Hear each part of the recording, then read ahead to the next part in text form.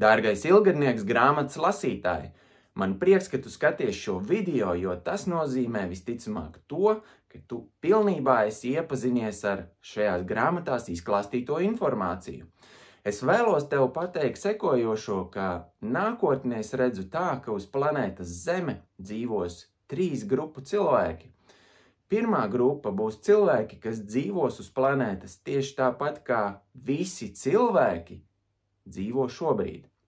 Savukārt otras grupas cilvēki būs cilvēki, kuri dzīvos līdz 120 gadiem pilnvērtīgu dzīvi visos dzīves aspektos, būs laimīgi un piepildīti ar laimi. Savukārt trešā grupa būs cilvēki, kuri dzīvos dzīvi virs 120 gadiem. Viņi dzīvos 150, 200 vai 900 un pat vairāk gadus, līdzīgi kā Bībelē aprakstītie cilvēki. Tie būs cilvēki ilgadnieki. Mūsdienu zinātne un medicīna strādā, lai atklātu ilgadības recepti, ilgadības zāles, lai cilvēki dzīvotu mūžīgi, izskatītos jauni, būtu veseli. Iespējams, ka tas ir iespējams. Iespējams, ka to kādreiz mūsu zinātne sasniegs. Vai tas tā būs? Redzēsim. Tas, kā es redzu ilgadību, ir, ka katrā mūsos ir ielikts tā varētu teikt, instinkts, kad vienā brīdī mēs dzīvojot dzīvi, kā dzīvojam, sākam tiekties uz garīgo attīstību. Garīgā attīstība ir neizbēgams katra cilvēka, katras dvēseles evolūcijas pakāpiens.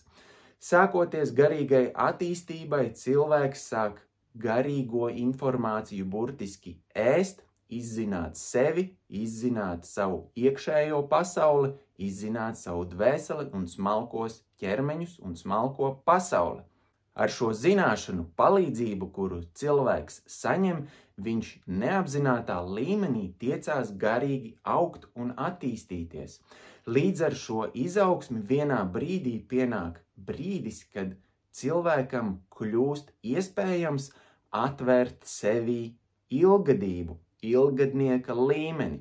Tikai cilvēks, kurš ir pilnīgs visos dzīves aspektos un saprot laba un nelaba rīcību, tikai tāds cilvēks spēj atvērt sevī dievišķo potenciālu.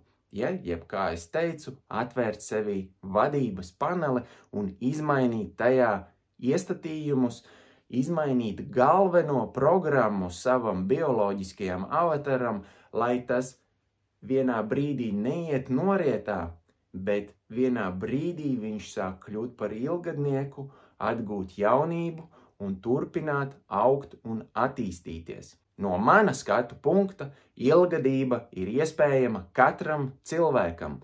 Jautājums tikai, cik garīgi attīstīts viņš ir un cik tīrs viņš ir. Un ilgadībā pats būtiskākais, kā jau grāmatu lasot, tu esi sapratis, ir mainīt savas kapsulas, strādāt ar savu iekšējo programmu un strādāt ar savu enerģētiku, jo tikai ilgadības atvēršanai, ilgadības sasniegšanai ir nepieciešama milzīga enerģija, un šo enerģiju mēs spējam sevī aktivizēt, uzkrāt, tikai strādājot ar saviem enerģētiskajiem centriem, enerģētiskajiem kanāliem, lai mēs vienā brīdī vibrētu tik enerģētiski spēcīgi, ka mēs spētu atvērt šo ilgadību sevī. Tāpēc es novēlu katram no jums veiksmi darbā ar savām programmām, veiksmi darbā ar savu enerģētiku, veiksmi attīrīties, lai jūs katrs varētu iziet ilgadnieka dzīves līmenī, jebkurā gadījumā, lai dzīvotu laimīgu, piepildītu, veiksmīgu, saules pilnu, prieka pilnu dzīvi.